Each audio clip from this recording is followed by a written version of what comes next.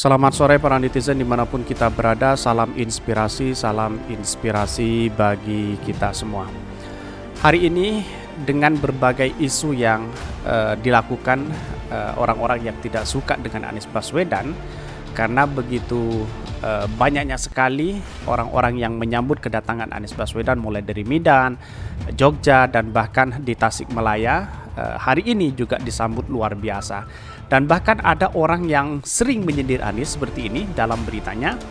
Sindir Anies Panda Nababan, baru bakal calon sudah berkeliaran kemana-mana. Inilah sindiran keras kepada Anies Baswedan. Tetapi di satu sisi sindiran-sindiran seperti ini tidak pernah tergoyah sedikit pun. Bahkan komentar-komentar netizen sangat ramai sekali di Twitter seperti ini.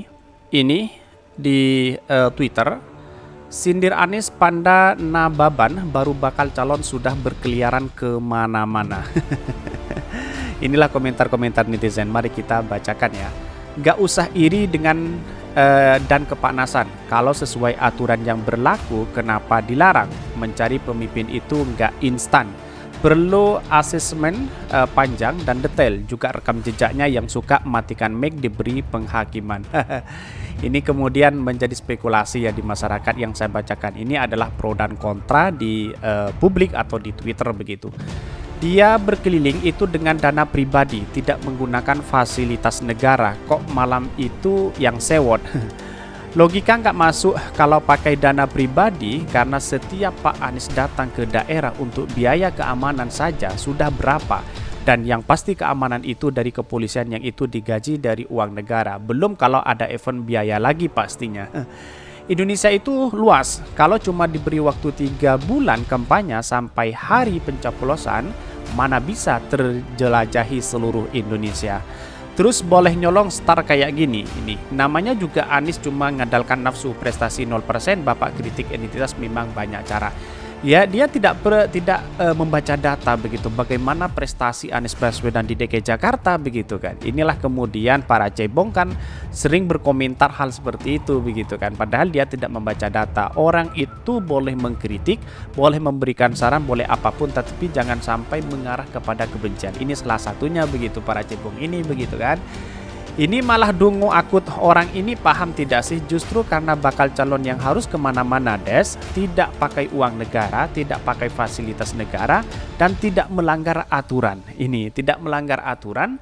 Kampanye emang sono nggak punya temen.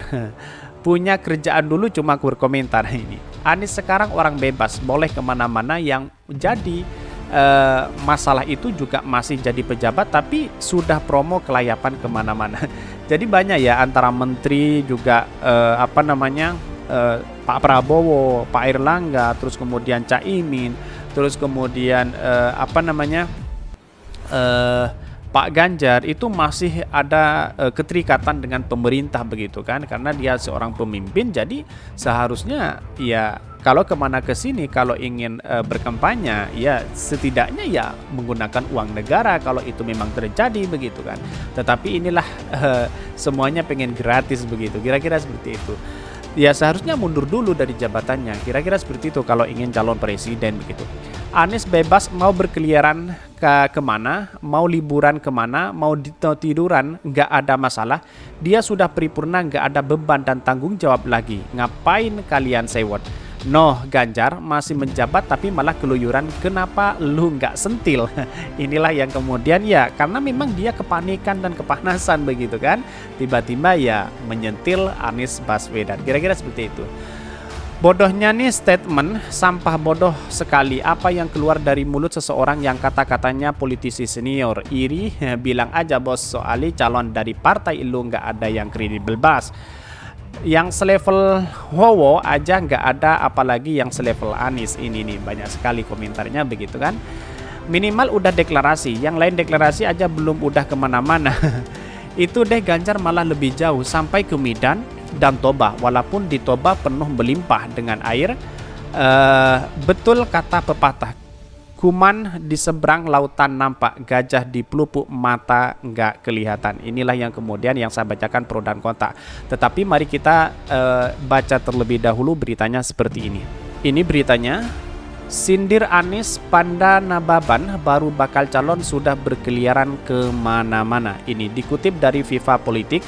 Politikus senior PDP Perjuangan, Panda Nababan menyindir manuver Anies Baswedan yang statusnya baru bakal calon presiden atau capres, tapi sudah keliling kemana-mana. Anies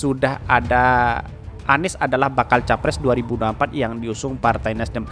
Jadi ya memang bersilaturahmi kemana-mana tidak menjadi masalah begitu kan. Yang menjadi masalah itu adalah yang punya keterikatan seperti Pak Ganjar kemana-mana begitu kan. Menteri-menteri yang lain masih kemana-mana, itu ada keterikatan dan tanggung jawab besar kepada pemerintah begitu. Ngapain kita harus ke sana begitu kan. Sedangkan Pak Anies bebas apa yang mau disewotkan kepada Pak Anies begitu. Ini pada menyoroti Anies karena menanggapi omongan Ketua DPP Partai Nasdem Effendi Khoiri alias Gus Coy soal tanggapan sinis PDIP terkait pertemuan Anies dengan Wali Kota Solo Gibran Rakabuming Raka.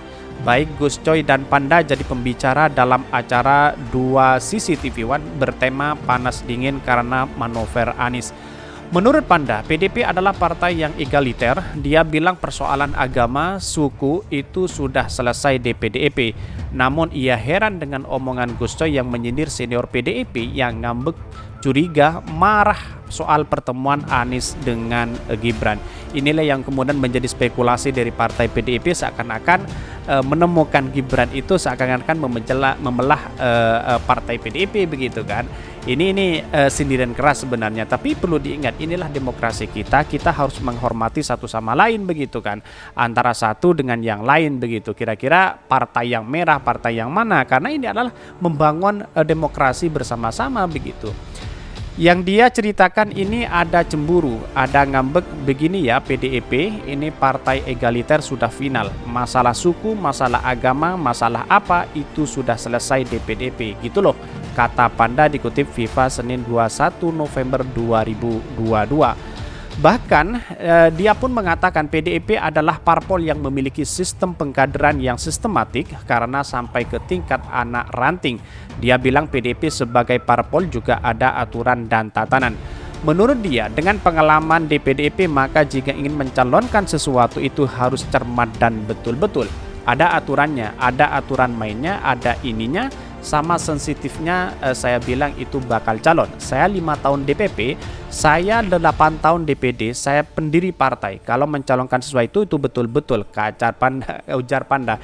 Ya ini tidak menjadi masalah, kemana ke sini tidak menjadi masalah. Ini adalah ajang silaturahmi begitu kan. Tidak menjadi masalah karena apa yang difikirkan selama ini bagi orang-orang yang tidak mendukung Anies Baswedan atau tidak suka dengan Anies Baswedan, lalu kemudian digoreng habis-habisan begitu, dituduhkan berbagai hal karena hanya bertemu dengan Gibran, bertemu dengan siapapun itu menjadi gorengan luar biasa para di luar sana begitu kan. Padahal hakikatnya tidak menjadi masalah begitu.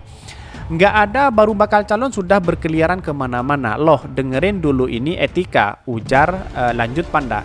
Dia mengatakan saat hendak mengusung Jokowi sebagai bakal capres 2014, PDIP juga cermat. Ia menekankan saat itu PDIP terus rapat untuk mengecek semua aspek sebelum mengumumkan resmi Jokowi sebagai bakal capres.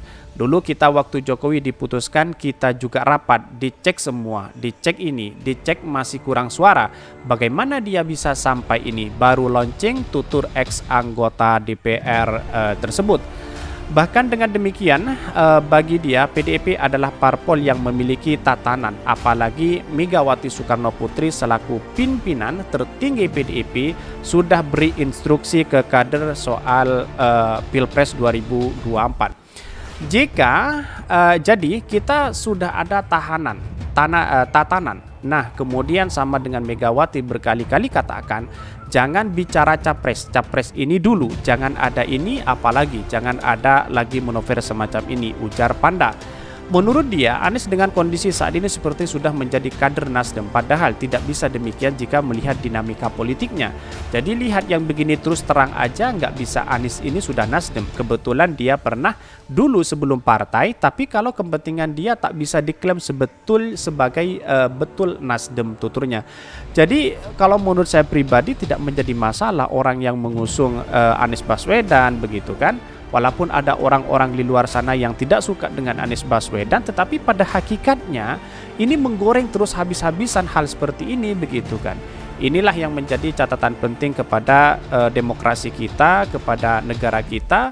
Ya siapapun boleh mencalonkan diri sebagai calon presiden begitu kan. Tetapi perlu diingat bahwa persoalan hari ini adalah persoalan bangsa kita, membangun bersama-sama.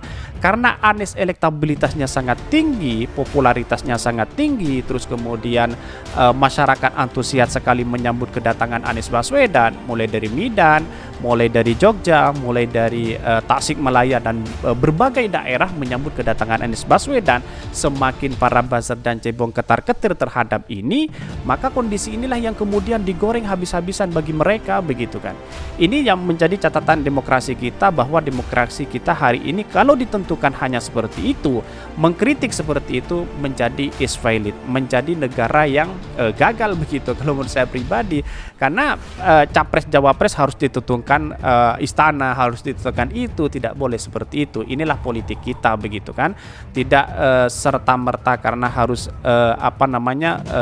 menyinggung Anies Baswedan, terus kemudian harus berkeliaran ini, harus menyinggung politik ini dan itu begitu kan. Ini yang harus dipertanggungjawabkan, dan kita sama-sama agensi bangsa, publik bisa menilai seperti apa yang sebenarnya terjadi pada kepada sosok Anies Baswedan saat ini begitu. Ini yang perlu digarisbawahi bersama.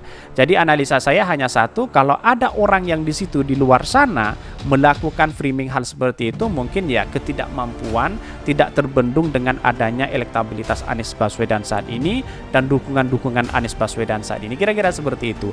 Mungkin itu yang kami sampaikan. Tonton terus channel Hodari Podcast Rakyat ini karena ada berita-berita menarik dan viral setiap harinya. Salam para netizen, salam inspirasi bagi kita semua. Jangan lupa di subscribe channel YouTube Hodari Podcast Rakyat ini.